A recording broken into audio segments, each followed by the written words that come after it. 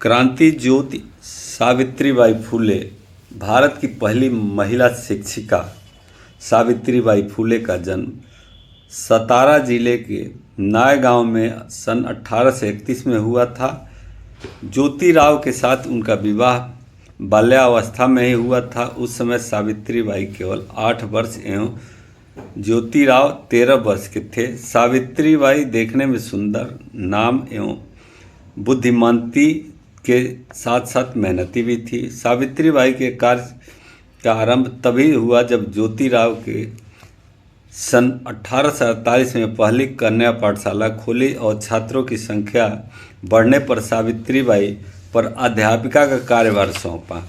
सावित्रीबाई को ज्योतिराव के घर पर रहकर ही शिक्षित दीक्षित किया।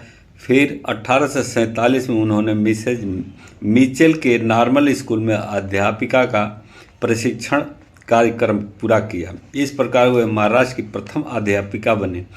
उस समय उनकी उम्र केवल 17 वर्ष की थी और कुछ दिनों बाद श्री भीड़े के मकान में शुरू की गई कन्या पाठशाला की प्राध्यापिका भी बनी। उस समय एक नारी का अध्यापिका बनना धर्मद्रोही और समाजद्रोही कार्य माना जाता था।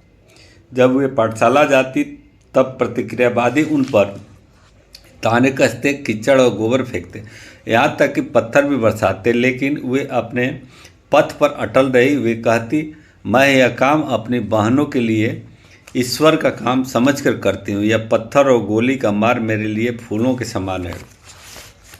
उगता हुआ सूरज कभी छुप नहीं सकता। इसी प्रकार फूले दंपति ने सन 1848 से 1852 के बीच 18 पाठशालाएं खोली। उन पाठशालाओं का संचालन और प्रबंधन सावित्रीबाई ने किया। नारी शिक्षा का आरंभ ज्योतिराव ने अवश्य किया, लेकिन इस कार्य में स्थिरता लाने और बढ़ाने का श्रेय सावित्रीबाई को ही है। उन्होंने अपने पति को संपूर्ण सहयोग दिया। उन्होंने साथ रहकर मुसीबत का डटकर सामना किया। कष्ट तथा यातनाएं सही। कहा जाता है कि हर पुरुष की कामयाबी के पीछे एक नारी होती है। ज्योतिराव की सफलता में निस्संदेह सावित्रीबाई का बहुत बड़ा योगदान है, लेकिन वे ज्योतिराव के पीछे न रहकर शिक्षा और समाज सेवा के कार्यों में उनसे कंधे से कंधा मिलाकर आगे बढ़ती रही। इस अर्थ में वे ज्योतिराव की सच्ची जीवन संगिनी थी। ज्योतिराव सावित्रीबाई के प्रेरणा स्रोत थे। सावित्रीबाई ज्योतिराव की प्रेरणा ज्योति थी। सावित्रीबाई श्रेष्ठ अध्यापिका, उत्कृष्ट वक्ता और कुशल प्रशासिका थी। वे लेखिका और कवयित्री भी थी। उनका काव्य फूले काव्य संग्रह 1854 में प्रकाशित हुआ।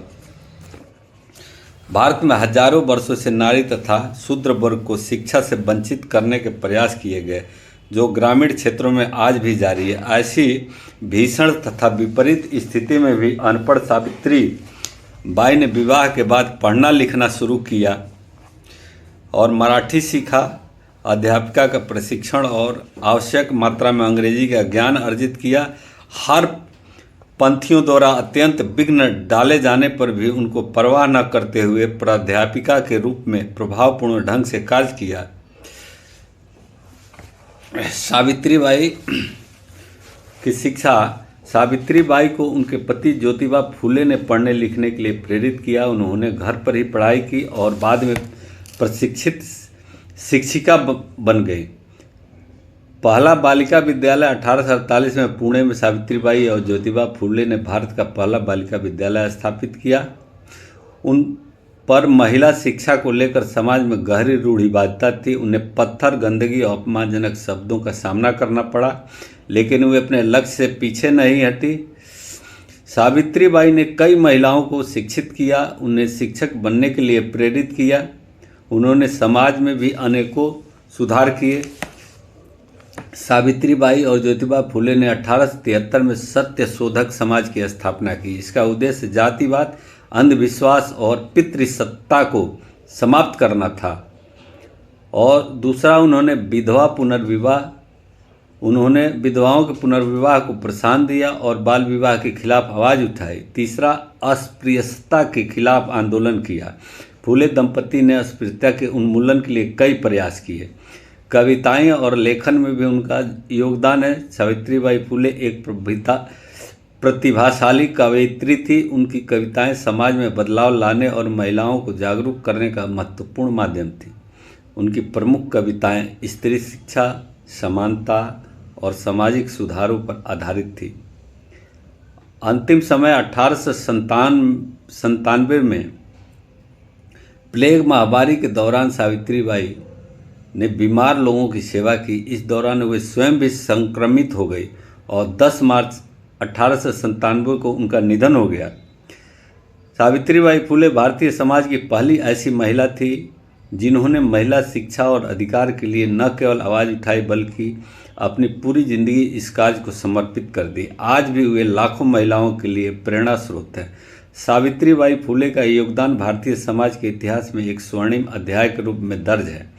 सावित्रीबाई फूले की विरासत आज भी भारतीय समाज में प्रेरणा का स्रोत है। उनका जीवन संघर्ष और समाज सुधार के कार्य निम्नलिखित बिंदुओं में और गहराई से समझा जा सकता है। पहला, सावित्रीबाई का दृढ़ संकल्प। उन्होंने विपरीत परिस्थिति में भी कभी हार नहीं मानी, चाहे वह समाज के विरोध का सामना करना हो या शारीरिक उत्पीड़न। उनका साहस हमेशा अटूट रहा। दूसरा, समानता के प्रति समर्पण। उन्होंने महिलाओं और दलित वर्गों को समान अधिकार दिलाने के लिए सामाजिक और शैक्षिक आंदोलन का नेतृत्व किया। तीसरा, करुणा और सेवा का भाव। प्लेग महामारी के दौरान अपनी जान जोखिम में डालकर उन्होंने रोगियों की सेवा की।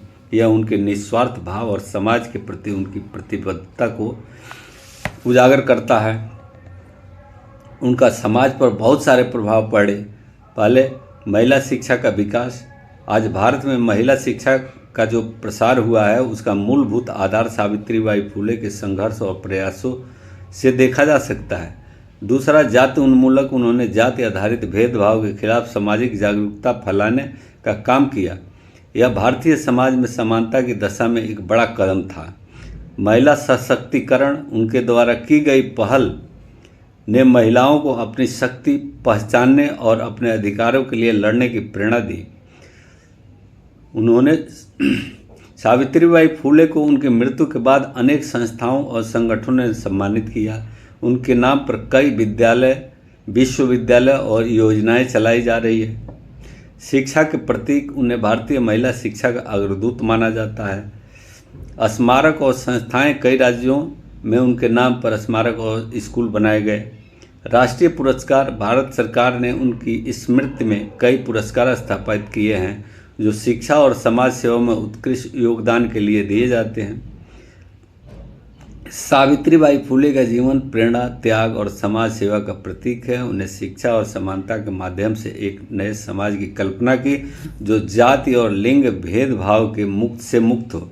आज भी उनके आदर्श और संघर्ष न केवल भारत में बल्कि पूरे विश्व में समाज सुधारकों के लिए मार्गदर्शन का काम करते हैं।